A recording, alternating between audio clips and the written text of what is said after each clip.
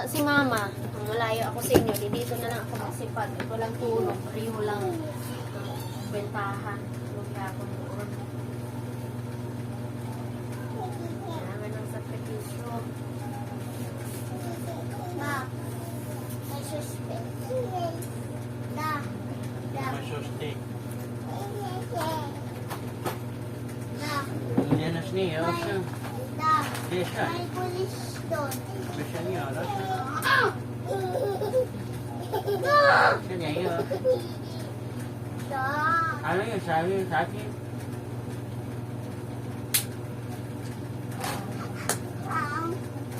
Da. Yan. Ah! Sabi niya yun sa akin. Ano sabi mo sa akin? Yung tao na sabi sa akin. Sabi mo, ulit kanto. Ah! Ulit.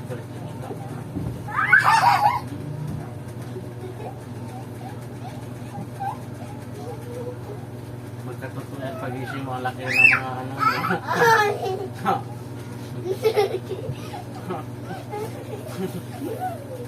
Mga laki. Kapag mas tawanan ka na. Lord, wag naman sana.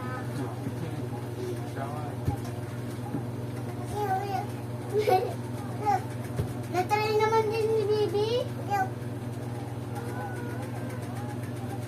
Hindi naman napawis siya.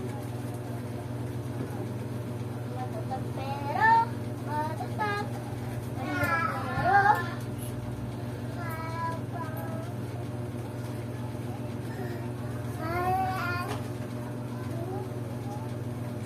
Wag mo pupunas ka na.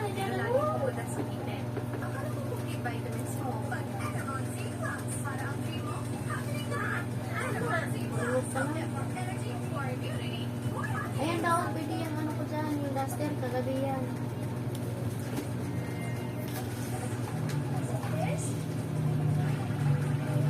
matatag pero, matatag.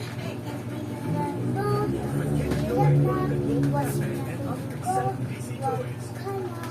Paano kung sama-samahin natin yung mga paborito ng underbone sa Pilipinas?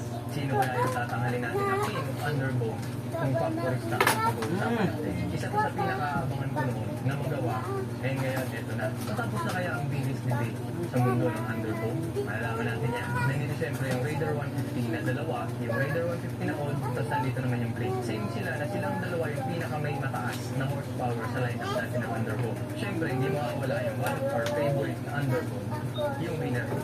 Winner X, kilala na natin yan bilang best underbone pagdating sa comfort. Dito naman sa kabila, nandito naman yung isa rin sa pinaka-famous na underbone, yung Sniper 155 na available ngayon sa market. Kasi yung mga girl, dito naman sa bandang harapan, syempre hindi magpapahuli yung mga Rusi boys natin. Meron tayo dito yung Ay, Rusi Rusi Blade boys. at saka Rusi Flash. Almost same lang yan ang makina